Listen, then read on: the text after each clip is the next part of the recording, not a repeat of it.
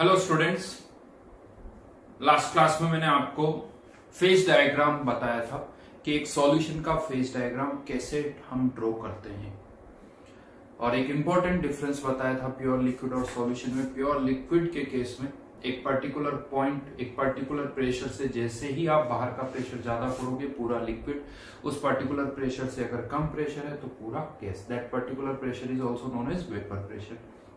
और अगर pressure exactly vapour pressure के बराबर है तो लिक्विड और गैस दोनों। लेकिन इन केस ऑफ सॉल्यूशन हमारे पास क्या आ जाती है, एक रेंज आ जाती है। एक रेंज आती है जिससे ज्यादा प्रेशर होगा तो पूरा लिक्विड, उससे कम होगा तो पूरा गैस। और अगर प्रेशर उस रेंज के बीच में है तो लिक्विड प्लस गैस। राइट, ये हम डिस्कस कर चुके हैं। मैंने फेज डायग्राम भी प्लॉट करवाया था, हमने फेज डायग्राम भी बनाया था इसका।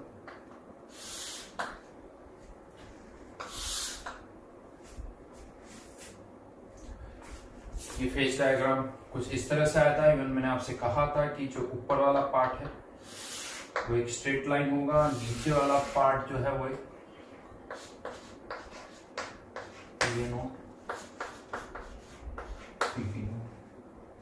यहां पर मैंने कहा था एक्स एक्सिस पर हमने z लिया था, ZA0, ZA1। z को हम या तो x से की तरह ट्रीट करेंगे या z को हम ya की तरह ट्रीट करेंगे। ये जो कर्व है अगर हम इसकी बात करेंगे तो x एक्सिस पर x होगा और इस कर्व की जब भी बात करेंगे तो वो y होगा। यहाँ पर आप इस तरह से कह सकते हो 0.1, 0.2, 0.3, 0.4 इस तरह से मोल फ्रैक्शंस होंगे। a के मोल फ्रैक्शन वो XA भी हो सकता है, वो YA भी हो सकता है, डिपेंडिंग अपॉन कि कर्व हम कौन सा यूज कर रहे हैं। फर्दर मैंने आपको ये बताया था कि अगर इस पर्टिकुलर कंपोजिशन का सॉल्यूशन है, इससे ज्यादा प्रेशर है तो पूरा लिक्विड, इससे कम प्रेशर है तो पूरा सॉल्यूशन। जैसे 37.5 से कम है प्रेशर तो पूरा गैस, 37.5 से ज्यादा है तो पूरा लिक्विड, और इन बिटवीन है तो लिक्विड प्लस गैस। अगेन मैं बता दूं, पूरा गैस है तो भी उसमें ए और बी दोनों है, पूरा लिक्विड है तो उसमें भी ए और बी दोनों है, लिक्विड प्लस गैस अगर है तो लिक्विड में भी ए और बी दोनों है, गैस में भी ए और बी दोनों है। हाँ, लेकिन ये है कि लिक्विड के एक्स से एक्स भी और गैस के वाई वाई भी इक्वल नहीं होंगे। राइट, तो अब इस कर्व से एक इंफॉर्मेशन हमें क्या पता चल गई, किसी प्रेशर पर, किसी एक्सटर्नल प्रेशर पर, ये वाई एक्सिस पर प्रेशर है, सॉल्यूशन की फिजिकल स्टेट क्या होगी है हम यहां से फाइंड आउट कर सकते हैं। बट इसके अलावा और भी बहुत कुछ पता चलता है। और क्या पता चलता है वो मैं बताता हूं। तो फिर से ये जो ऊपर वाला पॉइंट है P, ऊपर वाला प्रेशर जिसे हम कहते हैं PT, ये कैसा है, x से PA0 प्लस XB PB0। इसको आई थिंक मैं ऐसे भी लिख सकता हूं, PB0 plus XA common PA0 minus PB0। ठीक है, और नीचे वाला जो प्रेशर है वो इससे आता है PT equals to YA upon PA0 plus YB upon PB0। ठीक है, PT फाइंड आउट कर सकते हैं। अब अगर क्वेश्चन को बदला जाए, अभी तक ये इस तरह के क्वेश्चन हमने किए कि A के 0.5 मोल्स वेपराइज हो गए तो बताओ PT कितना होगा, A के 0.25 मोल्स वेपराइज होने तो PT कितना होगा। क्वेश्चन ऐसे भी आ सकता है कि कंटेनर था जिसमें A का 1 मोल था, B का 1 मोल था और बाहर से अब हमने प्रेशर 45 कर दिया, PT दे रखा है, बाहर से 45 कर दिया, क्या होगा, ये सॉल्यूशन वेपराइज होगा। कब तक, जब तक अंदर का वेपर प्रेशर भी 45 नहीं हो जाता, अगर बाहर का 45 है। यानी PT आपको पता है, और अब मैं आपसे कहूं कि x से x भी और y y भी फाइंड आउट कर सकते हो। ये PT पता है, PA0 PB0 पता है, x से आ जाएगा। ये PT पता है, PA0 पता है, PB0 पता है, तो यहां से YB को भी YA की टर्म्स में लिख देंगे तो यहां से y आ जाएगा। यानी कुल मिला के YA पता है तो PT निकाल सकते हैं, x से पता है तो PT एक ही आएगा, ऐसा नहीं अलग अलग आएगा। तो PT पता है तो हम x से YA भी फाइंड आउट कर सकते हैं इन्हीं इक्वेशन से। ये बेसिकली वही बात होगी, y equals to 2x plus 3। ये कोई स्ट्रेट लाइन की इक्वेशन है, अगर मुझे x पता है तो मैं y निकाल सकता हूं, और y पता है तो x भी निकाला जा सकता है। ये करो। अच्छा चलो 45 का अगर मैं आपसे कह दूं, जो क्वेश्चन हमने किया था 3 पार्ट से, A, B और C पार्ट, मैं आपसे कह देता हूं उसमें कि बाहर का प्रेशर 40 कर दिया, अब बताओ x A x B y A y B क्या होंगे? नहीं कर सकते, कर सकते ये equation P A naught 75 P B naught 25 PT 40 put कर दोगे यहां से x आ जाएगा, पीटी 40 फुट कर दोगे यहां से y ए आ जाएगा। अब इसी चीज को अगर मैं ग्राफिकली समझूं, जैसे ये वाला कर, लेट से ये y इक्वल्स टू x की इक्वेशन, अगर मुझे पता है ये x है तो ये y, इस x पर ये y की वैल्यू होगी, या उल्टा कह सकता हूं इस y पर ये x होगा। सही बात, अगर y पता है तो x निकाल सकता हूं, x पता है तो y निकाला जा सकता है। तो क्वेश्चन ही आता है, आप दोनों कर्व्स को मैं सोचना, ये कर्व किसके बीच का है? PT वर्सेस XA का है। अगर मुझे XA पता है तो मैं PT निकाल सकता हूं।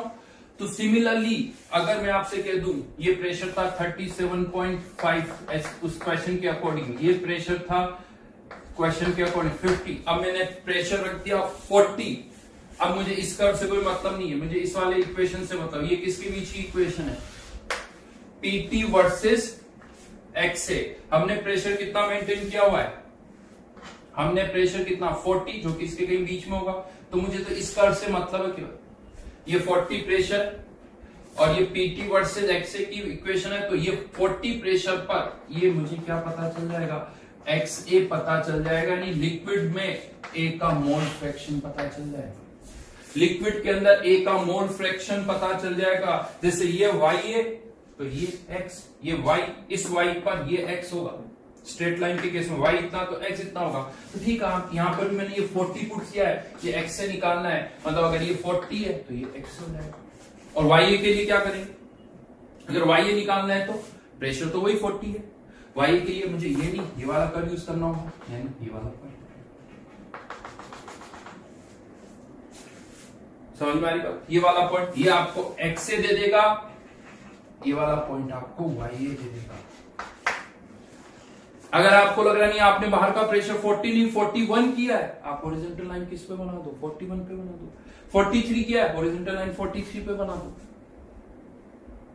हॉरिजॉन्टल लाइन बना दो। वो हॉरिजॉन्टल लाइन इसको जहां कट करेगी वो आपका x से होगा, इसको जहां कट करेगी वो आपका y ए होगा। जैसे यही तो है, यही तो यहां पर भी हो रहा है, इससे रिलेट करो, ये x स्ट्रेट लाइन की इक्वेशन है। अगर मुझे पता करना है कि y की वैल्यू 10 है तो x की वैल्यू क्या होगी, तो मैं y 10 पर क्या बना दूंगा? एक स्ट्रेट लाइन। इक्वेशंस बहुत सारी हो सकती है, या कर्व्स बहुत सारे हो सकते हैं। एक ये इक्वेशन है, एक ही है, ये मान लो अलग अलग। इस लाइन के लिए y जब 10 है, इस लाइन के लिए y जब 10 है तो ये x है, इस लाइन के लिए ये x की वैल्यू, इस लाइन के लिए ये x की वैल्यू। तो हमारे लिए यहां से x है और यहां से क्या आ जाएगा? y ए आ जाएगा। जिस प्रेशर, जो भी प्रेशर आपने मेंटेन किया उसके कोरस्पॉन्डिंग हॉरिजॉन्टल लाइन यहां ड्रॉ कर दो, आपको XA और YA पता चल जाएगा। XA पता चल गया, 1 से माइनस कर दो x भी आ जाएगा, YA पता चल गया, 1 से माइनस कर दो y भी आ जाएगा। थोड़ा डेटा लेके मैं बता देता हूं। जैसे मान लेते हैं यहां नीचे ये 0.5 है, ये ले लेते हैं 0.4, रेंडमली ले रहा हूं, ये ले लेता हूं 0.7, ये एक डेटा, ये दूसरा डेटा, ये तीसरा डेटा। यानी आपने जब इस सॉल्यूशन को 40 प्रेशर पर रखा, जब आपने इस सॉल्यूशन को 40 प्रेशर पर रखा, बाहर का प्रेशर 40 mm कर दिया, डेफिनेटली वेपराइजेशन हुआ होगा, कुछ सॉल्यूशन वेपर में गया होगा, तो वेपर्स जो बनी उसमें A का मोल फ्रैक्शन अब 0.7 हो गया, और जो बचा हुआ लिक्विड है उसमें A का मोल फ्रैक्शन 0.5 से भी कम हो गया। सही है, हम कहते हैं जैसे जैसे सॉल्यूशन वेपराइज होगा, रिमेनिंग सॉल्यूशन में A का मोल फ्रैक्शन कम होगा, और जो वेपर्स बनेगी उसमें A का मोल फ्रैक्शन लिक्विड से ज्यादा होगा। YA is greater than XA, दिख रहा है? YA is greater than XA। तो ये एक और एप्लीकेशन है, यानी अगर हमारे पास ग्राफ है तो हम किसी भी प्रेशर पर YA और XA निकाल सकते हैं, या YB और XB निकाल सकते हैं। समझना? हॉरिजॉन्टल लाइन ड्रॉ करनी है और कुछ भी आपको ड्रॉ नहीं करना है। हाँ, लेकिन इसमें एक पॉइंट याद रखना, एक पॉइंट याद रखना, ये जो लाइन है ये उस रेंज में होनी चाहिए, उस रेंज में होनी चाहिए, तभी इन दो इंटरसेक्शन पॉइंट का मतलब है। अगर प्रेशर 40 से ज्यादा हुआ तो फिर तो कुछ करना ही नहीं, पूरा ही लिक्विड है, पूरा ही लिक्विड है। तो जो कंपोजिशन आपकी स्टार्टिंग की थी वही है, हाफ हाफ। और अगर आपने प्रेशर 37.5 से कम कर दिया, 37.5 से कम कर दिया तो पूरा ही गैस हो गया, यानी 1 मोल मिक्स किए थे, 1 मोल पूरे वेपर में चले गए, तो वेपर का मोल फ्रैक्शन हाफ हो रहा। तो हॉरिजॉन्टल लाइन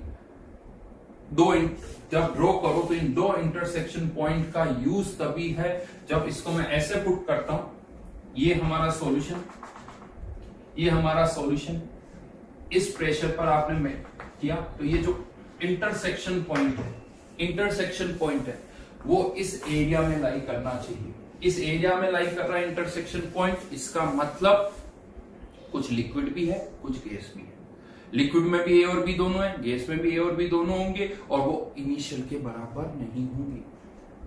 लेकिन अगर इंटरसेक्शन पॉइंट इस एरिया में लाई नहीं कर रहा है तो या तो पूरा लिक्विड या पूरा गैस, और फिर जो इनिशियल एक्स से एक्स भी थे वही रहेंगे। अगर लिक्विड है तो वही एक्स से एक्स भी अभी भी, और गैस है तो वो वाई वाई भी हो जाएगा, वो वाई वाई भी हो जाएंगे। समझ में आई मेरी बात? चलिए एक डेटा लेके क्वेश्चन बता देता हूं।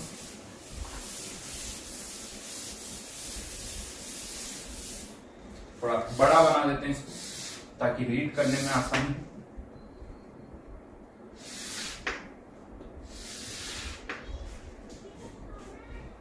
ठीक है,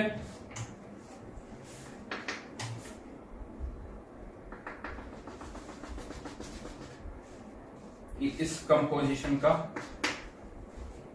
कोई सॉल्यूशन, थोड़ा डेटा बदल देता हूं, ठीक रहेगा। ये 100 ले लेते हैं, ये 75 ले लेते हैं, ये पॉइंट, ये 100 ले लेता हूं, ये 150 ले लेता हूं, और ये 30 ले लेता हूं। ये पी ए नोट हो गया, ये पी बी नोट हो गया। ठीक है, कुछ और डेटा अगर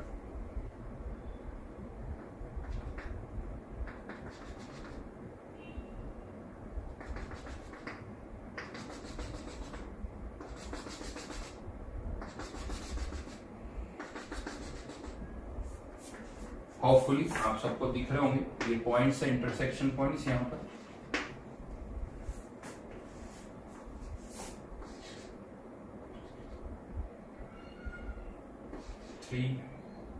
इसको मैं थोड़ा नीचे लिख देता हूं, 0.4, ये 0.7, इसको ऐसा नहीं कि सिमेट्री इतनी होगी, बट ठीक है, अभी 0.6 थोड़ा अनसिमेट्रिकल कर देते, चलो 0.8 कर देते।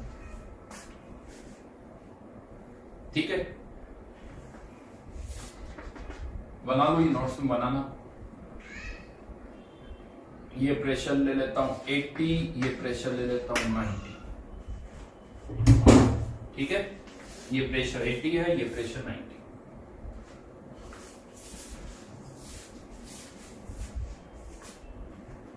अब हमारा जो स्टार्टिंग सॉल्यूशन है वो ये, यानी एक सॉल्यूशन मैंने बनाया है जिसमें एक्स है और एक्स बी इनिशियली, इसको मैं ऐसे लिख रहा हूं, एक्स है इनिशियली और एक्स बी इनिशियली 0.5।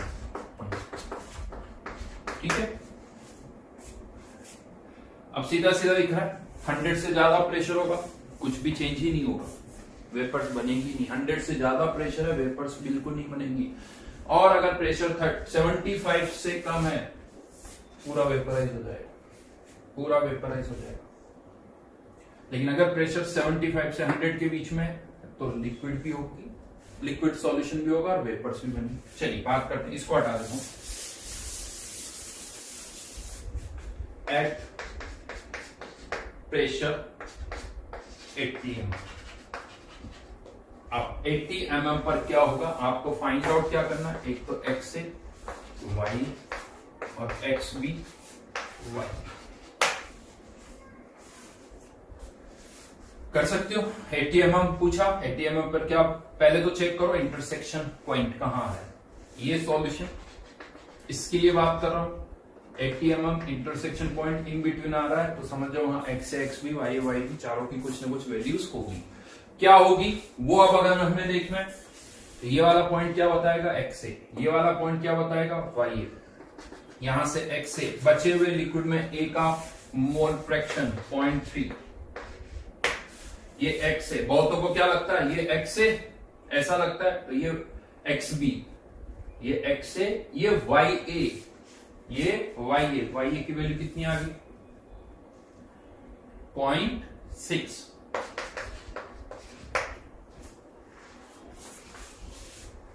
ये इंटरसेक्शन वाई ए की वैल्यू 0.6। अब आप चाहो तो वहां पर एक्स भी निकाल सकते हो 0.7 और ये 0.4।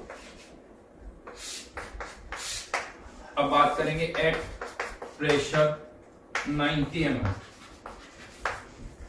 एट प्रेशर 90 mm, फिर से वही एक्स ए, एक्स बी, वाई ए, वाई बी, करिए जल्दी से करिए।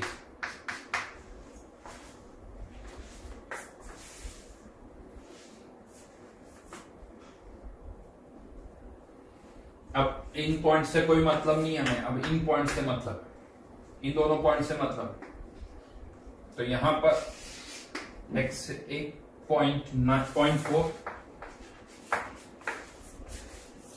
वाई 0.8। मैंने रैंडम डेटा लिए, ध्यान रखना। तो यहां पर 0.6, 0.8। हाँ, आप में से किसी को ऐसा भी लग रहा है ठीक है ये तो समझ में आ गया। प्रेशर ही मैंने तो एट प्रेशर 120 mm। अब अगर आप 120 mm पे लाइन बनाओगे तो ये इंटरसेक्शन पॉइंट इस रीजन में आ ही नहीं रहा है, तो ये किस रीजन में लिक्विड, तो कुछ भी वेपर नहीं बनी। बहुतों को डाउट आता सर मैं इसको आगे एक्सटेंड कर दूं, तो नहीं करना है क्योंकि अब इस कर्व की कोई इंपॉर्टेंस नहीं करना है एक्सटेंड। ये नहीं कि सर यहां से एक्स वाई भी नहीं, ये इंटरसेक्शन पॉइंट इस रीजन में आ गया, अब कोई मतलब ही नहीं, सीधा सीधा एक्स से और एक्स बी क्या होंगे, जो इनिशियल एक्स से एक्स बी ही है, इनिशियल एक्स से एक्स बी ही है, वही एक्स से इनिशियल एक्स बी इनिशियल, क्योंकि कुछ वेपर्स बनी नहीं है 0.5 और 0.5। और अगर आपने प्रेशर और कुछ भी ले सकते हो, लेट से ये ले लिया, लेट से ये प्रेशर आपने मान लिया 20, 75 से कम, ये सब इस सॉल्यूशन के लिए बात कर रहे हैं। फॉर सॉल्यूशन ये हमारा इनिशियल सॉल्यूशन, इसके लिए सारा डिस्कशन हो, चाहो तो लिख सकते हो आप फॉर एट प्रेशर 20 mm क्या हो जाएगा, वाई ए जो होगा वो 0.5 क्योंकि पूरा वेपराइज, और Y P P 0.5। Only vapours, यहां लिख दो ओनली लिक्विड्स, ओनली लिक्विड, और यहां पर ओनली वेपर।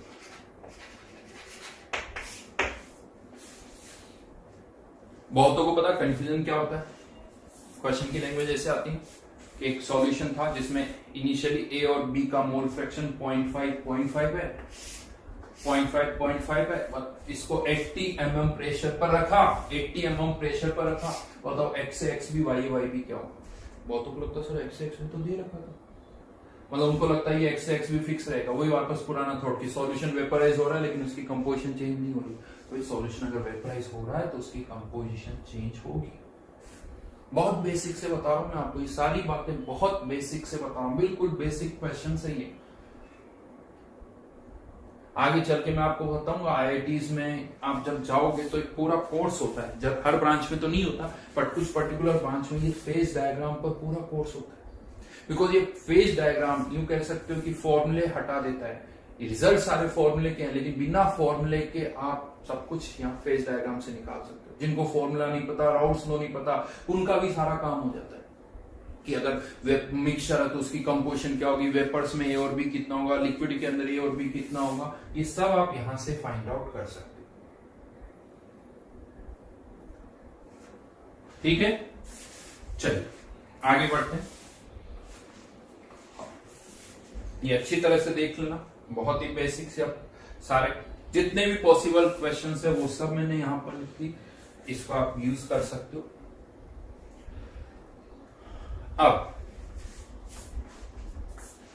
ये तो किसके साथ वेरिएशन करवाया हमने, प्रेशर के साथ। टेम्परेचर को हमने क्या रखा है, कांस्टेंट। लेकिन कह सकते हो ज्यादातर हम वेपराइजेशन कैसे करते हैं, टेम्परेचर चेंज करते हैं, प्रेशर को कांस्टेंट रखते हैं। तो आप सोचिए कंटेनर जिसमें पिस्टन लगा हुआ है, बाहर का प्रेशर फिक्स है, वो चेंज नहीं कर रहे हैं, यानी पीटी फिक्स कर दिया, क्योंकि इक्विलिब्रियम तो रहेगा, पिस्टन लगा हुआ तो बाहर का जो प्रेशर है वही अंदर का रहेगा, यानी बाहर का कांस्टेंट तो अंदर का भी कांस्टेंट ही रहेगा। लेकिन अब हम क्या वेरी करेंगे, टेम्परेचर हम वेरी करेंगे, और तब देखते हैं कि ये कर्व किस तरह से होंगे।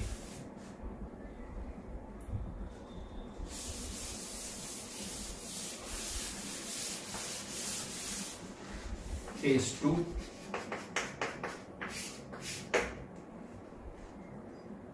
Vaporisation with change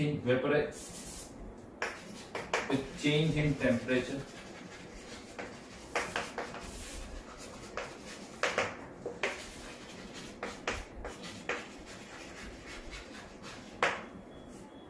constant or be precise external pressure।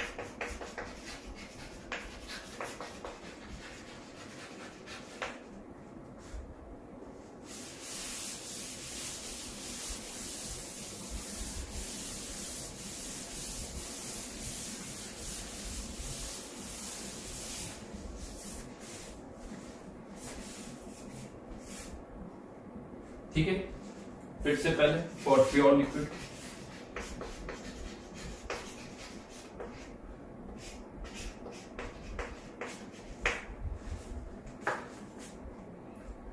Pure liquid जैसा हमने पहले भी डिस्कस किया था, पानी है, बाहर का प्रेशर 1 एटमॉस्फेयर, पानी है यहां पर रख दिया 373 केल्विन पर, अंदर का प्रेशर भी 1 एटमॉस्फेयर,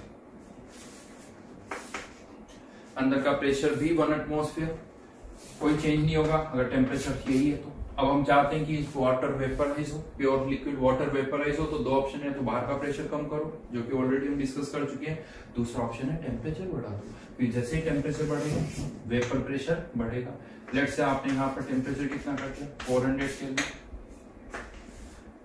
क्या ये पूरा वेपराइज हो जाएगा? यस, क्योंकि अब ये पानी अंदर प्रेशर कितना जाता है, 1.1 मान लेते हैं, ये अंदर का प्रेशर 1.1, बाहर का 1, पिस्टन ऊपर जाएगा, अंदर का प्रेशर 1.1 से कम होगा तो ये पानी फिर वेपराइज होगा, और अंदर का प्रेशर कितना कर देगा, 1.1, अंदर का 1.1, बाहर का 1, फिर पिस्टन ऊपर जाएगा, फिर पानी वेपराइज होगा, यानी धीरे धीरे पूरा पानी वेपराइज हो जाएगा। ये बड़ा सिंपल सा कॉन्सेप्ट है। अगर टेम्परेचर बॉइलिंग पॉइंट से ज्यादा है, यहाँ बॉइलिंग पॉइंट हम डिफाइन कर सकते हैं, बॉइलिंग पॉइंट से ज्यादा है तो only gas, temperature boiling point से कम है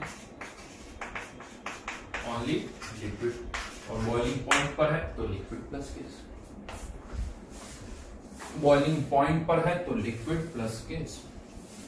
ठीक है, अब यही डिस्कशन करते हैं सॉल्यूशन की, एक सॉल्यूशन की बात कर रहा हूं।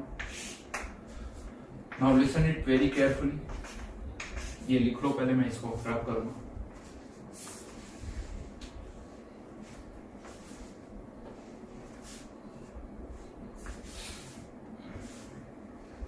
आप स्टॉप करके भी लिख सकते हो, मुझे पता, ऐसा नहीं कि मुझे नहीं पता, but still I am giving you time कि आप लिख लीजिए, स्टॉप करने की जरूरत नहीं है। और फिर भी नहीं लिख पाए और मैं आगे बढ़ जाऊं तो फिर आप स्टॉप करके लिख सकते हो।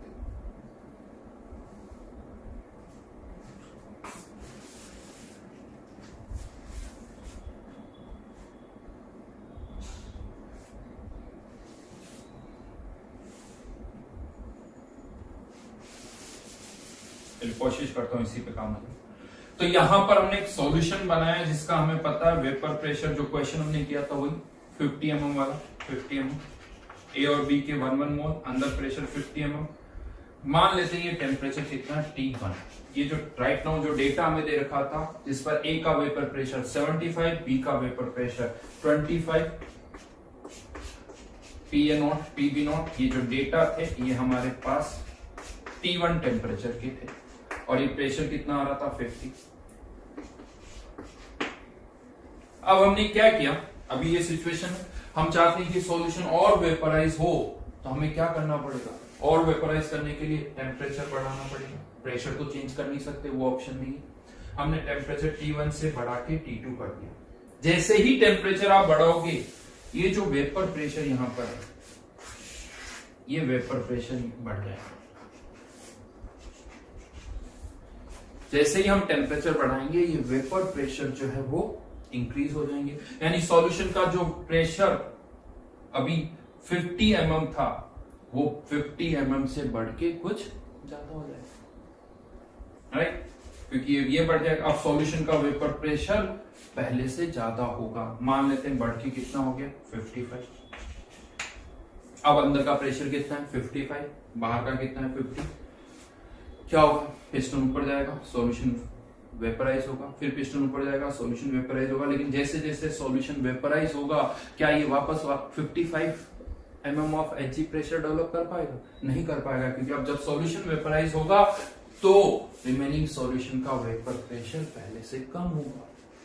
तो ये जो सॉल्यूशन वेपराइज होगा, तो अब इसका वेपर प्रेशर 55 से 54 हो जाएगा, फिर 54 से 53, लेकिन अभी भी बाहर से तो ज्यादा है, फिर 53 से 52, अभी भी पिस्टन ऊपर जाएगा, सॉल्यूशन वेपराइज होगा, फिर सॉल्यूशन और वेपराइज होगा, तो उसका वेपर प्रेशर 52 से और कम होगा, 52 से और कम होगा। क्यों कम हो रहा है ये वेपर प्रेशर? क्योंकि मोर वोलेटाइल का मोल फ्रैक्शन कम हो रहा होगा, मोर वोलेटाइल का मोल फ्रैक्शन कम हो रहा होगा, ये x से कम हो रहा होगा। 2x भी बढ़ रहा होगा, लेकिन डोमिनेट कौन कर रहा होगा, ये x से कर रहा होगा। तो वेपर प्रेशर कम होते होते वापस से कितना आ जाएगा, 50। और जैसे ही वापस से वेपर प्रेशर 50 हुआ, बाहर का भी 50, अंदर का भी 50, सिस्टम पूरा इक्विलिब्रियम पे आ जाएगा, पूरा इक्विलिब्रियम। यानी टेम्परेचर आपने T1 से T2 किया, थोड़ा और सॉल्यूशन वेपराइज हुआ, लेकिन पूरा नहीं हुआ, पूरा वेपराइज नहीं हुआ। अब आप चाहते हो कि सॉल्यूशन और वेपराइज हो, तो टेम्परेचर आपको T2 से भी ज्यादा T3 करना पड़ेगा। T3 करोगे तो ये PA0 PB0 और बढ़ जाएंगे। ये तो क्लियर है, टेम्परेचर बढ़ने पर PA0 और PB0 तो बढ़ेंगे। यानी जो वेपर प्रेशर 50 हो गया था, वापस आपने बढ़ा दिया। मान लो 53 ले लेता हूं, अब 53 ले लेता हूं, फिर से वही प्रोसेस स्टार्ट होगा। बाहर का प्रेशर 50, अंदर का 53, फिर से लिक्विड वेपराइज होना स्टार्ट करेगा, लिक्विड वेपराइज होना स्टार्ट करेगा, लिक्विड की कंपोजिशन चेंज होगी, लिक्विड का वेपर प्रेशर धीरे धीरे कम होगा, लिक्विड का वेपर प्रेशर कम होगा, यानी वही x से और कम होगा। फाइनली वापस से सॉल्यूशन का वेपर प्रेशर जब 50 हो जाएगा, सिस्टम फिर से इक्विलिब्रियम पर आ जाएगा। अब आप चाहते हो और वेपराइज हो, मान लो आपने किस टेम्परेचर पर हीट अप कर दिया, T4 पे कर दिया, फिर से सॉल्यूशन वेपराइज हो, सॉल्यूशन और वेपराइज होगा। कुल मिला के आप ये कह रहे PA0 PB0 बढ़ा के हम सॉल्यूशन का वेपर प्रेशर बढ़ा रहे हैं, लेकिन वो कंपोजिशन चेंज होके वापस वो कम हो रहा है। लेट्स से T4 टेम्परेचर पर क्या हुआ, एक लास्ट ड्रॉप यहां पर,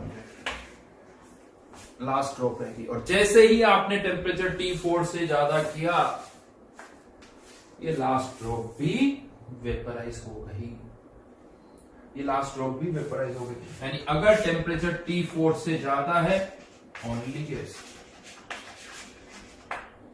T1 से कम है, ओनली लिक्विड, और टेम्परेचर T1 से T4 के बीच में, तो लिक्विड। यानी यहां पर भी क्या आएगी, एक रेंज आएगी। वो रेंज अब निकालना हमारे लिए मुश्किल है। प्रेशर के केस में तो हमने रेंज निकाल ली थी, अब यहां पर वो रेंज निकालना मुश्किल है। हाँ, यहां पर आप फिर भी मैं थोड़ा आइडिया दे देता हूं, इमेजिनेशन के बाद रेंज कैसे निकल सकती, वो जस्ट मैं आपको बता रहा हूं कि रेंज हम कैसे निकाल सकते हैं। ये तो फिक्स है 50, क्योंकि इक्विलिब्रियम जब भी आएगा, अंदर और बाहर का प्रेशर 50 रहेगा, इक्विलिब्रियम पर प्रेशर है।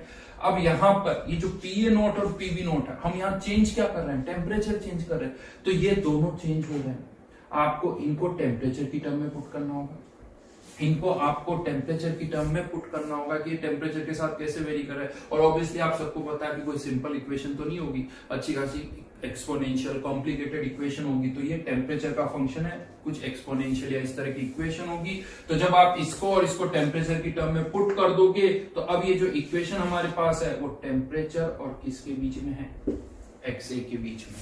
जैसे इनिशियली मैं कह रहा था ये वाली, ये किसके बीच की इक्वेशन है, PT वर्सेस XA, ये PT वर्सेस XA की थी। ये इक्वेशन हमारे पास किसके बीच क्या रहेगी, temperature versus XA, temperature versus XA, और यहां पर यूं मान के चलो टेम्परेचर वर्सेस XA की है। इनिशियली जब थोड़ी सी वेपर्स बनी है तो हमें XA पता होगा, यहां से हम वो T1 टेम्परेचर निकाल सकते हैं। T1 टेम्परेचर जब थोड़ी सी वेपर्स बनी है उस टाइम पर हमें XA पता होगा। अब ऐसे सोचिए इक्वेशन XA वर्सेस टेम्परेचर के बीच में XA पता है, तो यहां से ये T1 टेम्परेचर आ जाएगा जब थोड़ी सी वेपर्स है। और अब आपने क्या किया, जब पूरा वेपराइज हो गया, लास्ट ड्रॉप लिक्विड की बची हुई है, लास्ट ड्रॉप लिक्विड की जब बची हुई है तो मुझे क्या पता है, YA YB पता है, मुझे YA YB पता है। यहां पर भी हमने इस PT की जगह क्या पुट कर दिया, 50 PA0 PB0 को किसकी टर्म में पुट कर दिया, टेम्परेचर की टर्म में। तो ये इक्वेशन किसके बीच में हो गई, टेम्परेचर और YA के बीच में, टेम्परेचर और YA। अब हमने वो YA पुट कर दिया जो इनिशियली XA था।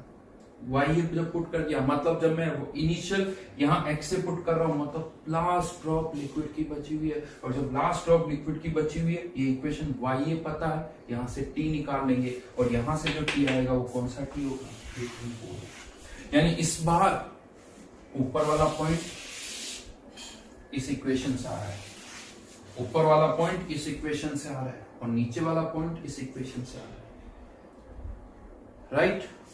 अब मैं फिर से कर्व प्लॉट कर रहा हूं,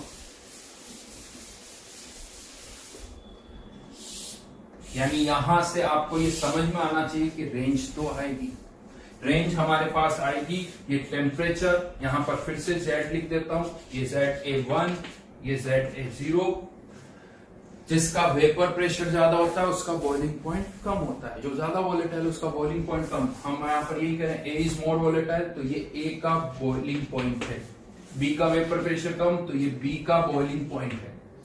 प्योर लिक्विड के केस में हमने क्या कहा था, अगर टेम्परेचर उसके बॉइलिंग पॉइंट से ज्यादा है ओनली गैस, टेम्परेचर उसके बॉइलिंग पॉइंट से कम है ओनली लिक्विड, इससे ज्यादा टेम्परेचर है ओनली गैस, इससे कम टेम्परेचर है ओनली लिक्विड। लेकिन एक सॉल्यूशन के केस में हमें अगेन क्या मिल रही है, एक रेंज मिल रही है, और ये डेफिनेटली रेंज जो है ये मैं बता दूं T1 और T4 ये T और T के बीच में ही आते हैं, बीच में ही होंगे डेफिनेटली।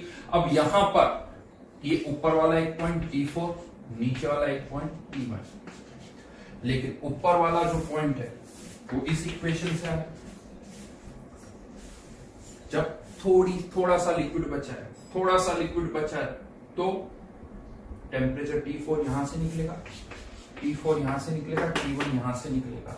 तो यहां पर नीचे वाले पॉइंट्स इस इक्वेशन से आ रहे हैं। अब ये भी पता है ये टेम्परेचर वर्सेस XA की इक्वेशन है, temperature versus XA straight line तो नहीं होगी डेफिनेटली। यस, नीचे वाले सारे पॉइंट्स को मिलाओगे ये कुछ इस तरह से इक्वेशन आती है। ये किसके बीच की इक्वेशन है, टेम्परेचर वर्सेस XA, और ऊपर वाले जितने भी पॉइंट्स है सबको मिलाओगे ये टेम्परेचर वर्सेस YA की इक्वेशन। उल्टा हो गया, और लॉजिकल भी, प्रेशर बढ़ाने पर लिक्विड बनता है, टेम्परेचर बढ़ाने पर गैस बनती है। टेम्परेचर जैसे से बढ़ाओगे गैस बनेगी, तो यहां पर जैसे से ऊपर जा रहे हो इससे ज्यादा T4 से जैसे ज्यादा टेम्परेचर किया ओनली गैस, T1 से नीचे किया ओनली लिक्विड। यानी यहां से हमें क्या पता चल गई, एक रेंज पता चल गई, ये T4 और ये T1 है, ये T4 ये T1, इससे ज्यादा ओनली गैस, इससे नीचे ओनली लिक्विड और इन बिटवीन है तो लिक्विड प्लस गैस। और यहीं से एक स्टेटमेंट हम देते हैं जो आप लोगों ने शायद सुना भी होगा, प्योर लिक्विड का एक शार्प बॉइलिंग पॉइंट होता है। शार्प बॉइलिंग पॉइंट का मतलब इससे ज्यादा जैसे ही टेम्परेचर किया ओनली गैस, उससे कम टेम्परेचर किया only liquid, sharp boiling point.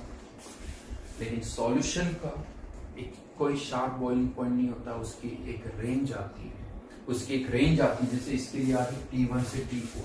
यानी टेम्परेचर उस रेंज से ज्यादा करोगे तो ओनली गैस, उस रेंज से कम करोगे ओनली लिक्विड, और टेम्परेचर अगर आपने उस रेंज में रखा हुआ है तो सॉल्यूशन का कुछ पार्ट वेपराइज हो जाएगा, कुछ पार्ट वेपराइज हो जाएगा। फिर से बता दूं, ये सब किस कंटेनर में इमेजिन कर रहे हो? जिसमें पिस्टन लगा हुआ है। खुले कंटेनर की बात नहीं कर रहा हूँ, पिस्टन लगे हुए कंटेनर में मैं बात कर रहा हूँ। उससे ज्यादा टेम्परेचर है, ओनली गैस, उससे कम है ओनली लिक्विड रेंज के बीच में, तो कंटेनर में लिक्विड भी होगा, गैस भी होगी। लिक्विड के अंदर भी ए और बी दोनों होंगे, गैस के अंदर भी ए और बी दोनों होंगे।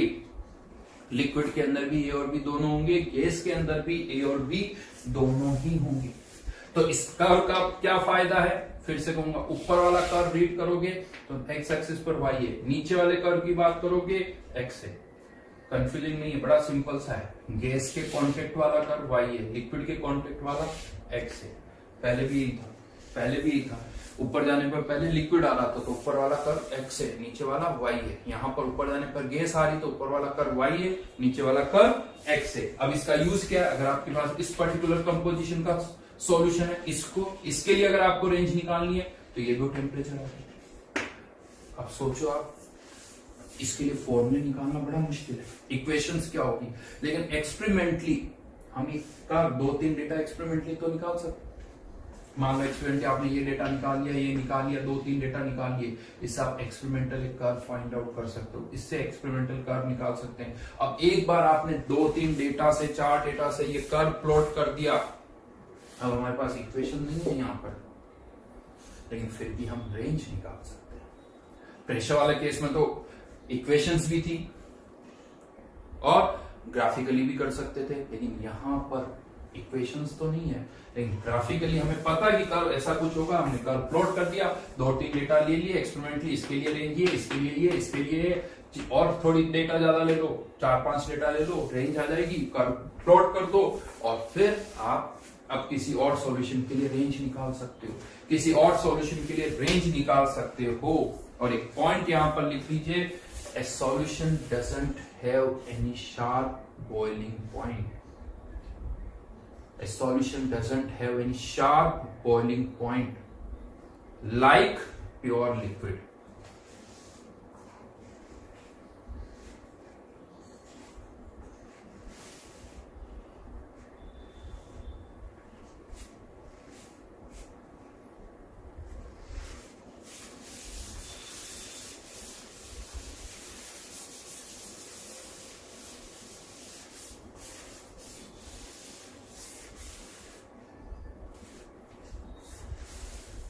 सॉल्यूशन का कोई शार्प बॉइलिंग पॉइंट नहीं होता है।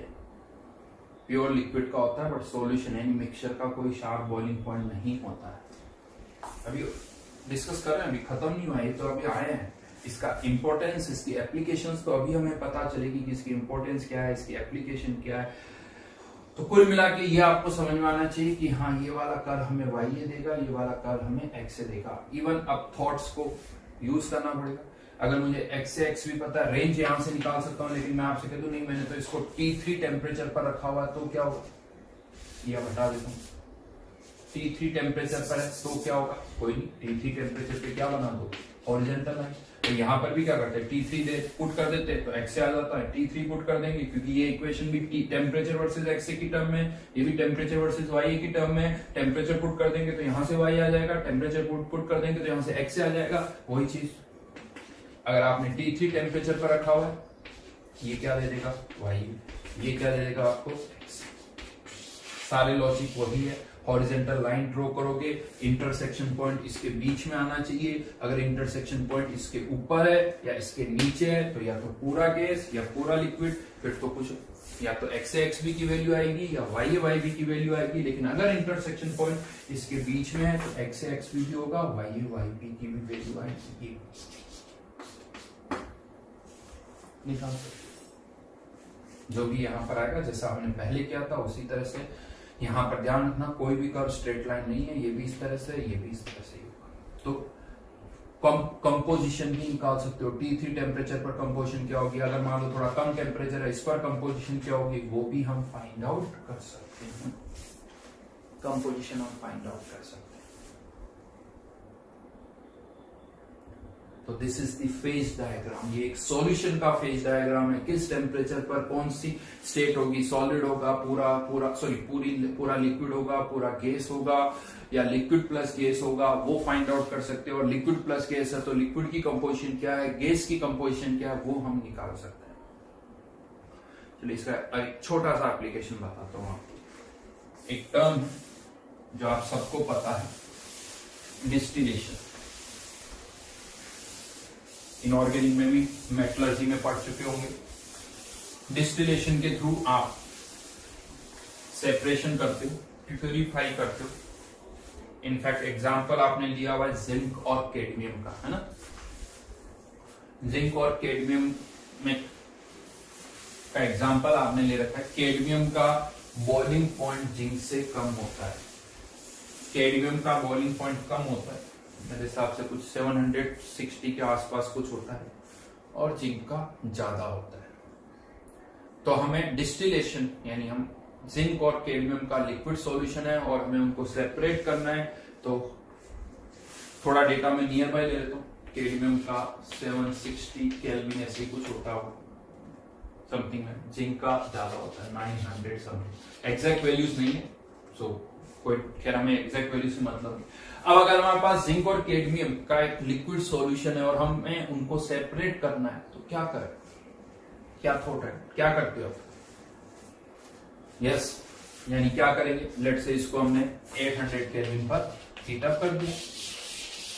कैडमियम का बॉइलिंग पॉइंट 760, हमने टेम्परेचर कर दिया 800 केल्विन, तो ऑब्वियसली कैडमियम जो है वेपराइज हो जाएगा और जिंक रह जाएगा, राइट। कैडमियम वेपराइज हो जाएगा क्योंकि टेम्परेचर उसके बॉइलिंग पॉइंट से ज्यादा है, जिंक से कम है, तो कैडमियम वेपराइज हो जाएगा, जिंक वेपराइज नहीं होगा। ऐसा हम सोचते हैं कि होता होगा, लेकिन ये बिल्कुल गलत है और ऐसा सभी सोचते हैं। इतने सालों से पढ़ा रहा हूं, सबको डिस्टिलेशन इसी तरह से पता है। और ये वर्ड अभी नहीं, आप पहले भी बहुत बार सुन चुके होंगे, शायद 9th-10th की बुक्स में भी सुन चुके हैं, ऐसा नहीं है। बट डिस्टिलेशन ये नहीं होता है। क्यों नहीं होता? चलिए देखते हैं। वैल्यूज ले लेता हूं यहां पर, थोड़ा आसान रहेगा हमारे।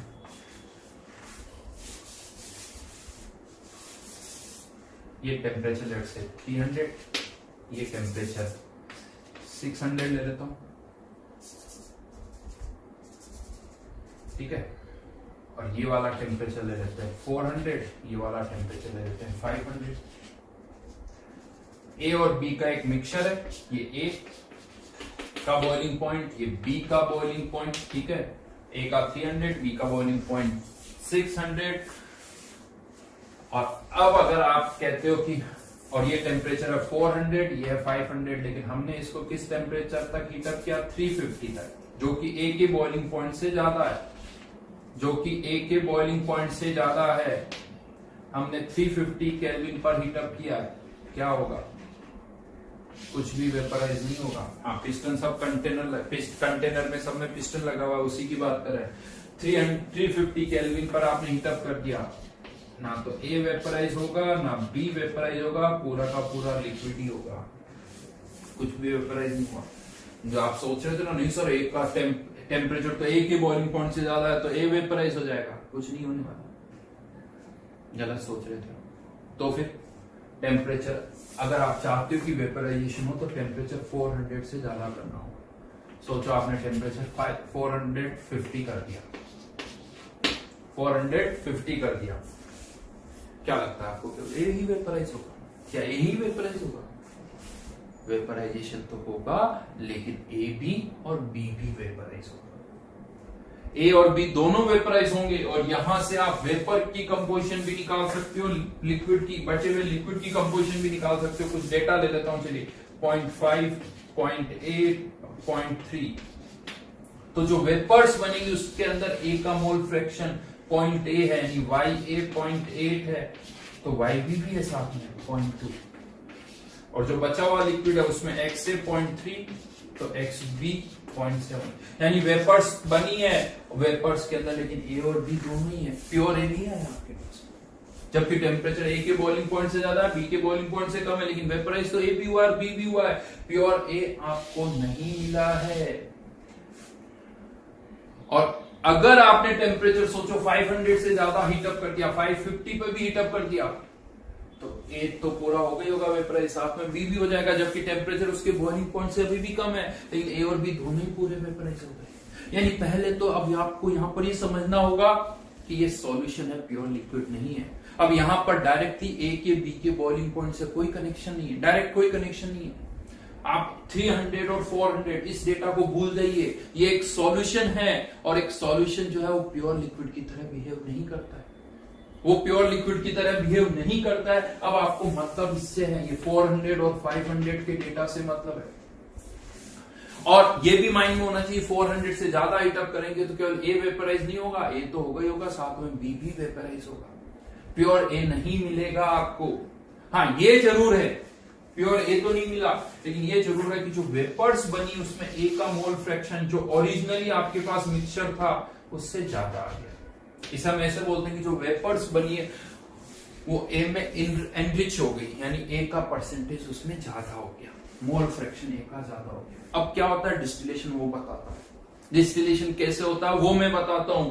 अब आप क्या करते हो, आपने इसको लेट्स से 450 केल्विन पर हीटअप किया, जो वेपर्स बनी है आपने, जिसका मोल फ्रैक्शन ये है, इसको बाहर निकाला आपने, वेपर्स को इक्विलिब्रियम आने के बाद वेपर्स को बाहर निकाल लिया, और ये जो वेपर्स आपके पास आई है इसे वापस से टेम्परेचर कम करके, पूरा बहुत कम करके रूम टेम्परेचर पर लेके आ गए, और इसका क्या बन गया, लिक्विड सॉल्यूशन।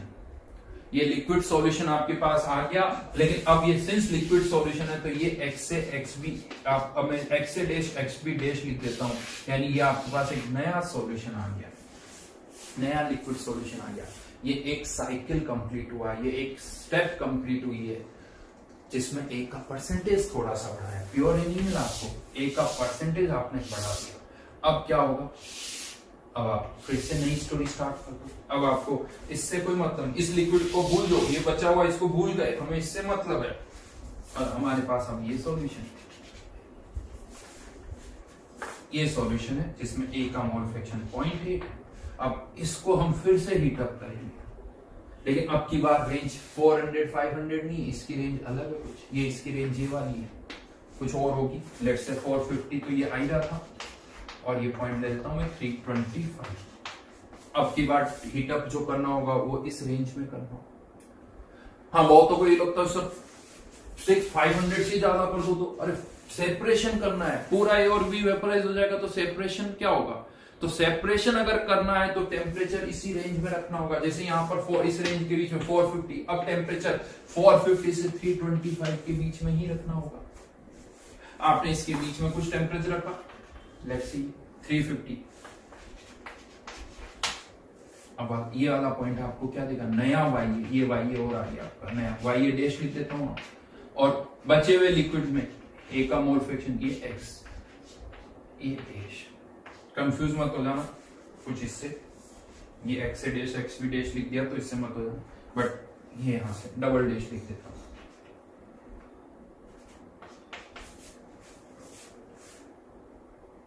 ये हमारे पास नहीं, लेकिन अभी भी प्योर ए नहीं आया, फिर क्या करोगे, वापस इन वेपर्स को बाहर निकालोगे, ए का मोल फ्रैक्शन डेफिनेटली और बढ़ गया, ये 0.8 था, यहाँ तो ज्यादा ही होगा 0.8।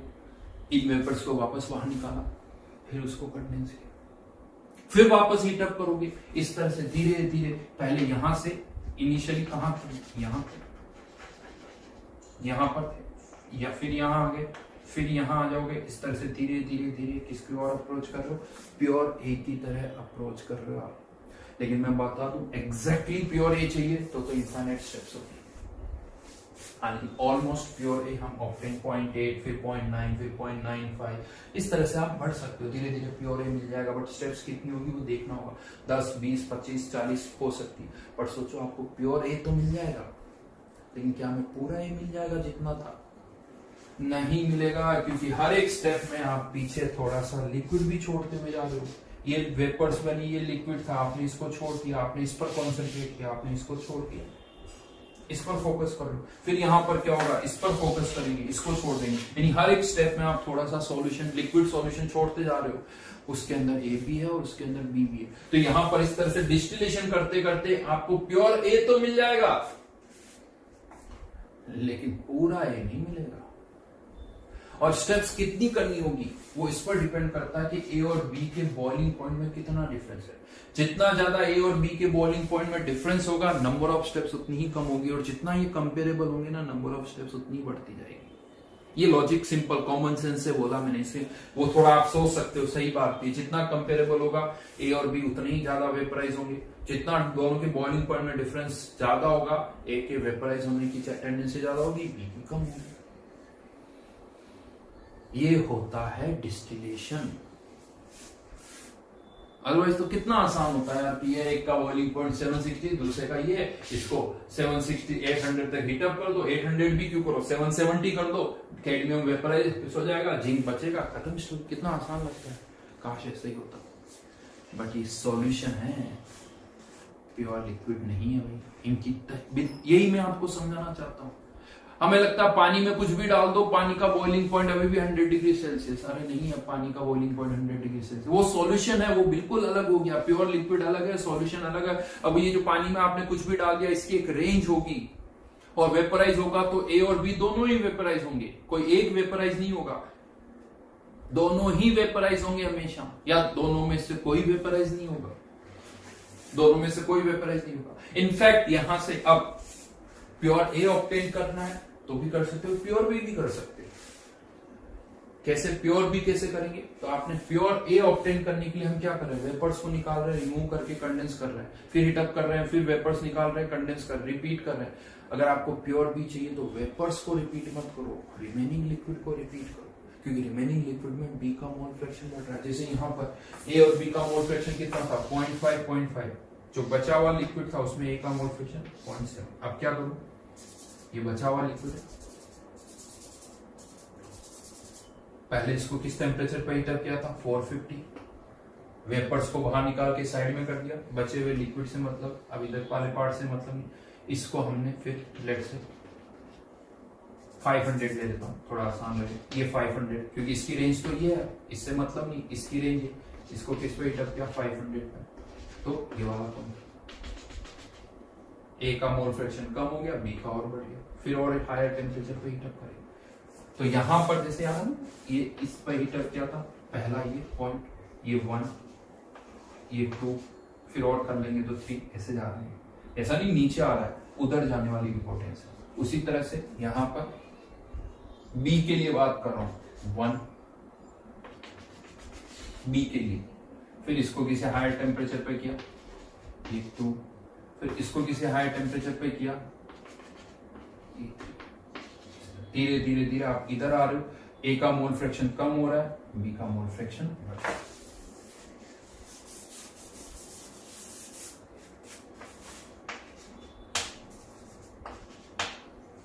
ये एक स्टेप के बाद, ये दूसरी स्टेप के बाद, ये तीसरी स्टेप के बाद, ये एक स्टेप के बाद बचे हुए लिक्विड में ए का मोल फ्रैक्शन, ये इसको हीटअप किया तो बचे हुए लिक्विड में बी का मोल फ्रैक्शन, फिर बचे हुए लिक्विड में बी का मोल फ्रैक्शन, इधर आ रहे हो ए का कम हो रहा है, बी का बढ़ रहा है, इधर जा रहे हो बी का कम हो रहा है, ए का बढ़ रहा है। थोड़ी प्रैक्टिस करनी पड़ेगी, प्रैक्टिस थोड़ी करनी पड़ेगी, बट बहुत बेसिक। और ये मैं आपको बता दूं, देखो जेई में इस पर क्वेश्चंस, थियोरेटिकल क्वेश्चंस कभी कोई बनाएगा तभी बनेगा, अभी तक नहीं बनाया। बट अपार्ट फ्रॉम जेई, ये जो चीज मैं आपको बता रहा हूं ना, आपको डेली लाइफ में, आपकी लाइफ में भी काफी हेल्प करेगी, इवन आगे फर्दर स्टडीज में भी काफी हेल्प करेगी। बहुत बेसिक से मैंने आपको समझाया है, बहुत बेसिक से आपको समझाया कि कर्व आते कैसे, और बहुत फंडामेंटल चीज मैंने आपको बताई। चलो इसको अब मैं दूसरी तरह से पुट करता हूँ, जो हम सोचते हैं और क्या गलत है। ये तो चलो एक लिक्विड के केस में था, बहुत बार ऐसा क्या लगता है, लेट्स से जिंक और टिन का एक अलॉय है, सॉलिड, टिन का मेल्टिंग पॉइंट कम होता है, इसका मेल्टिंग पॉइंट, अब बॉइलिंग पॉइंट की बात नहीं कर रहा हूं, अब मैं सॉलिड्स पर आ गया। लेकिन ये भी एक अलॉय मिक्सचर, अलॉय भी क्या है, मिक्सचर है।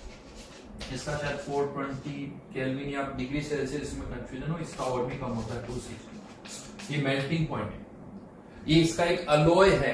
अलॉय भी एक सॉल्यूशन है। दो, अब सॉलिड के लिए हमारे पास फॉर्मूले नहीं है, क्योंकि हमारे पास फॉर्मूले तो केवल गैसेस के कारण होते हैं, सॉलिड के लिए फॉर्मूले नहीं है, लेकिन कॉन्सेप्ट वही है। आपको क्या लगता है कि ये जिंक और टिन का एक अलॉय है, मैं डिग्री सेल्सियस ही ले लेता हूं, डिग्री सेल्सियस इस तरह, तो क्या लगता है कि ये एक अलॉय है, इसको मैं 2 या 300 डिग्री सेल्सियस पर हीटअप करूंगा, तो क्या ऐसा होगा कि इस अलॉय में से बीच बीच में से टिन बह बह के मेल्ट हो के बाहर निकलेगा और फिर एक जिंक का खंडर बच जाएगा? ऐसा लगता है आपको कि बीच बीच में से टिन मेल्ट हो के बाहर निकल रहा होगा? है? और लास्ट में जिंक का खंडर सा बच जाएगा, नहीं होता भी ऐसा। तो क्या होगा यहाँ पर, पहली चीज तो 260 से ये अगर इसके हैं रेंज जो भी है, अगर आपने 300 पर हीटअप किया तो हो सकता कुछ भी मेल्ट ना हो, क्योंकि उसकी रेंज देखनी पड़ेगी। अब यहाँ पर मैं T1 T2 की टर्म्स में रेंज दिख रहा हूँ कि इसकी रेंज जो है वो T1 से T2 के बीच में, तो टेम्परेचर आपको T1 से थोड़ा ज्यादा करना पड़ेगा। T1 से आपने ज्यादा किया तो थोड़ा पार्ट मेल्ट होगा, कुछ ही पार्ट मेल्ट होगा, पूरा मेल्ट नहीं होगा। पूरा मेल्ट करने के लिए तो टेम्परेचर T2 से ज्यादा करना होगा, थोड़ा सा पार्ट मेल्ट होगा। आपने T1 प्लस या वैल्यूज अगर मैं लेता हूं 260, तो मैंने इसको 325 डिग्री सेल्सियस पर हीटअप कर दिया। 325 डिग्री सेल्सियस पर हीटअप कर दिया तो हाँ मान लेते 300 से ऊपर ये मेल्ट करा तो मेल्ट होगा, उसमें टिन भी होगा, जिंक भी होगा, लेकिन टिन का परसेंटेज ज्यादा होगा। जैसे यहाँ पर ए का परसेंटेज ज्यादा है, जो पार्ट मेल्ट होगा उसमें टिन का परसेंटेज जो सॉलिड में था उससे ज्यादा होगा, उससे ज्यादा होगा। ये कैसे, तो उसको अलग करो, फिर सॉलिड में कन्वर्ट करो, फिर वापस उसे मेल्ट करो, फिर उस जो मेल्ट डाउन मोल्टन पार्ट आएगा उसमें टिन का परसेंटेज ज्यादा आएगा। और एग्जैक्टली आप ऐसे ही करते हो। अब समझना इसमें जोन रिफाइनिंग, जोन रिफाइनिंग में ऐसा ही होता है। मोल्टन पार्ट में कौन ज्यादा होगा, जिसका मेल्टिंग पॉइंट कम होगा। मोल्टन पार्ट में उसका परसेंटेज ज्यादा होता है, समझ रहे हो। उसमें क्या करते हो आप, एक अलॉय होता है, इस पार्टिकुलर पार्ट को पहले मेल्ट कर देते हैं, मेल्ट कर देते हैं, कॉइल्स होती, जोन रिफाइनिंग की बात होता है। अब क्या होता है, इन कॉइल्स को आगे शिफ्ट कर देते तो ये पार्ट सॉलिडिफाई होने लगता है। अब ये पार्ट जब सॉलिडिफाई होगा तो ऐसे सोचो अगर जिंक और टिन यहां पर है तो जो टिन है वो लिक्विड पार्ट में ज्यादा रहना चाहता है, तो जब ये पार्ट सॉलिडिफाई होगा, जैसे यहां पर भी आप उल्टा सोच सकते हो, गैस से अगर लिक्विड बनेगा, जैसे लिक्विड से गैस बन रहा है तो जो मोर वोलेटाइल है वेपर में उसका मोल फ्रैक्शन ज्यादा है, वेपर में उसका मोल फ्रैक्शन जाता है, तो गैस से जब लिक्विड बनेगा तो बी का मोल फ्रैक्शन लिक्विड में ज्यादा होगा, तो यहां पर भी बी का मोल फ्रैक्शन ज्यादा होगा लिक्विड में, जिसका बॉइलिंग पॉइंट ज्यादा है। तो यहां पर जिंक का मेल्टिंग पॉइंट ज्यादा है, तो जो सॉलिड पार्ट होगा उसमें जिंक ज्यादा होगा, तो इस पोर्शन में जो टिन होगा वो थोड़ा आगे शिफ्ट हो जाएगा, आगे शिफ्ट हो जाता है। यानी जो पोर्शन यहाँ पर सॉलिडिफाई होगा उसमें जिंक ज्यादा होगा, टिन कम होगा। अब यहाँ पर ये लिक्विड है, फिर आप आगे कॉइल को शिफ्ट कर देते हो, तो जब ये पार्ट सॉलिडिफाई हो रहा होता तो यहां से टिन आगे शिफ्ट हो जाता है, फिर जब ये पार्ट सॉलिडिफाई होगा तो यहां से आगे, फिर ये आगे, फिर ये आगे। यानी इस एंड पर टिन का परसेंटेज ज्यादा होगा, इस एंड पर जिंक का परसेंटेज ज्यादा होगा। लेकिन ये भी एक बार में नहीं होता, बहुत बार साइकिल चलाते हैं। फिर एक बार आपने कर दिया, फिर वापस से स्टार्टिंग की जाती है, फिर ये पार्ट मेल्ट होगा, यहाँ पर टिन इधर शिफ्ट होगा, फिर इधर शिफ्ट होगा, फिर इधर शिफ्ट होगा, धीरे धीरे परसेंटेज जो है जिंक का यहाँ ज्यादा और यहाँ इधर टिन का। मैं आपको बता दूं अलॉय बनाना बहुत मुश्किल है। हमें ऐसा लगता है यार, लेट से मैं आपसे कहता हूं यार एक अलॉय बनाना है कॉपर और लेट से जिंक का, जिसमें मैं चाहता हूं कि ये कुछ चलो 50-50 रहती है, 50% और ये भी 50%, तो लगता है हाँ सर कोई प्रॉब्लम नहीं, आसान है बनाने की। क्या करना है, कंटेनर में या एक बाउल ले लिया, उसमें 50 ग्राम कॉपर 50 ग्राम जिंक डाल दिया और बाउल को कटोरी को मतलब कटोरी बाउल को गर्म कर लेंगे। तो खैर कटोरी कुछ अलग होगी, छोड़ो वो बात। तो बाउल है जिसमें हम हीट अप करेंगे, इतना हीट अप करेंगे कि ये दोनों मेल्ट हो जाएंगे। मेल्ट हो जाएंगे तो चम्मच से मिक्स कर देंगे, ये पार्ट ऐसे ही वहां पर मिक्स कर देंगे। कैसे करेंगे वो एक अलग पार्ट है, और मिक्स करके दोनों को रख देंगे। अब आप सोचो जब आप इनको मेल्ट करके मिक्स करके छोड़ दोगे सॉलिडिफाई होने के लिए, अब प्रॉब्लम आएगी। क्या प्रॉब्लम आएगी वो बताता हूं। यहां पर मान लेते हैं कॉपर का मेल्टिंग पॉइंट और ज्यादा है, जिंक का कम, कॉपर का, या मैं कॉपर की बजाय टिन का ही ले लेता हूं, ज्यादा आसान, नई चीज नहीं आएगी। जिंक का ज्यादा है, टिन का मेल्टिंग पॉइंट कम। अब क्या होगा, आपने बाउल में कटोरी में उसको सॉलिडिफाई होने के लिए छोड़ दिया, क्या होगा, हीट बाहर जाएगी। सबसे पहले टेम्परेचर कहाँ का कम होगा, सरफेस पे कम होगा। तो सबसे पहले सॉलिडिफिकेशन कहाँ पर स्टार्ट होगा, सरफेस पर स्टार्ट होगा। तो जब सरफेस पर सॉलिडिफिकेशन स्टार्ट होगा तो जैसे मैंने अभी आपसे कहा था कि ये टिन जो है इस तरफ शिफ्ट हो जाएगा, तो सरफेस से टिन जो है वो अंदर, क्योंकि अंदर अभी लिक्विड है तो सरफेस से टिन अंदर वाले पार्ट में शिफ्ट हो जाएगा। फिर धीरे धीरे क्या होगा, सरफेस से सॉलिड की थिकनेस बढ़ने लगेगी, धीरे धीरे वो अंदर की तरफ सॉलिड की थिकनेस बढ़ने लगी। फिर अंदर वाला पार्ट सॉलिडिफाई होगा तो वहां से टिन और अंदर शिफ्ट हो जाएगा। फिर और अंदर वाला पार्ट शिफ्ट सॉलिडिफाई होगा तो वहां से टिन और अंदर की तरफ शिफ्ट हो जाएगा।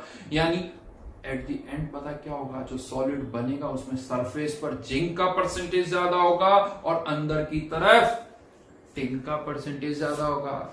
यानी आपको ऐसा लग रहा है कि हाँ हमने तो एक सॉलिड बना दिया, अलॉय बना दिया 50% कंपोजिशन का। अरे उस सॉलिड की कंपोजिशन यूनिफॉर्म ही नहीं है, कहीं परसेंटेज जिंक का ज्यादा तो कहीं टिन का ज्यादा, यूनिफॉर्म कंपोजिशन का नहीं है। एक और प्रॉब्लम बताता हूं, ये तो होगी दूसरी प्रॉब्लम बताता हूं। होता क्या, सबसे पहले बाहर से जब सॉलिडिफाई हो जाता है ना, बाहर वाली सरफेस, तो बाहर से तो वॉल्यूम फिक्स हो गया। अब जब लिक्विड भी सॉलिडिफाई होता है तो श्रिंक होता है, सॉलिड डेंस ज्यादा होता है, लिक्विड उतना डेंस नहीं। तो अब आपने क्या कर दिया, टोटल बाहर का तो वॉल्यूम फिक्स कर दिया। अब जब अंदर वाला पार्ट सॉलिडिफाई होता है तो वो धीरे श्रिंक होता है। तो एट द एंड बीच में होलो स्पेस रह जाती है, खाली जगह। क्यों, लिक्विड सॉलिडिफाई हो गया, डेंस हो गया हो तो खाली जगह छूट जाती है। आप बाहर से दिख रहा होगा सॉलिड, अंदर से काट के देखोगे होलो स्पेस दिखेगी। ये आसान नहीं है एक पूरा सॉलिड को सॉलिड बनाना। बाहर से दिखने में सॉलिड लगेगा बट अंदर हो सकता है कि बीच बीच में वॉइड्स हो, स्पेस हो सकता है ऐसा पॉसिबल। तो एक यूनिफॉर्म कंपोजिशन का सॉलिड बनाना बहुत मुश्किल काम है। यूनिफॉर्म कंपोजिशन का सॉलिड बनाना, जितना सैंपल थिक होगा कंपोजिशन में वेरिएशन उतना ही ज्यादा होगा। ऐसा लगता है ना, ट्रेन की जो रेलवे लाइंस होती है, पटरियां आपने देखी होगी, बड़ी थिक होती है, उनकी कंपोजिशन यूनिफॉर्म रखना बहुत मुश्किल काम है। और अगर कंपोजिशन में वेरिएशन है तो उसके टूटने के चांसेस बहुत ज्यादा होते हैं, पोटेंशियल डिफरेंस जनरेट हो जाता है, टूटने के चांसेस जल्दी हो। तभी तो इंजीनियर्स की जरूरत पड़ती है। अगर इतना आसान होता तो हमारी कोई जरूरत नहीं थी, इंजीनियर्स की कोई जरूरत नहीं थी, आईटीएंस की कोई जरूरत नहीं थी, फिर तो हर कोई कर देता, बड़ा आसान।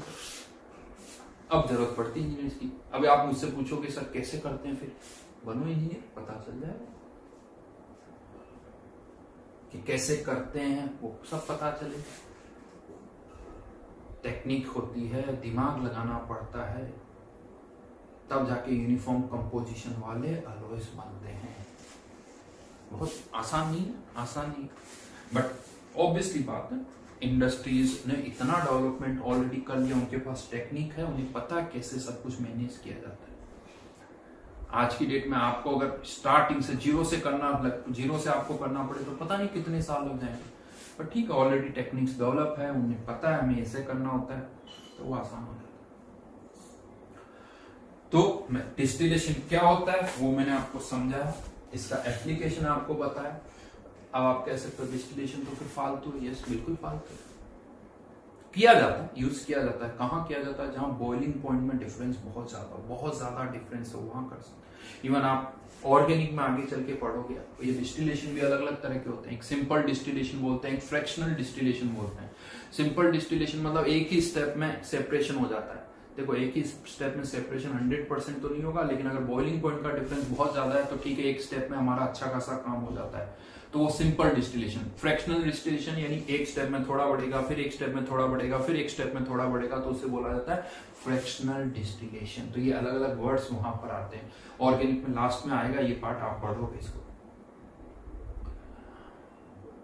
तो होपफुली आपको ये समझ में आएगा, इसका एप्लीकेशन भी आपको समझ में आएगा। इंटरेस्टिंग कंसेप्ट है, बहुत बेसिक से मैंने आपको स्टेप बाय स्टेप, बहुत छोटी छोटी स्टेप से आपको समझाया।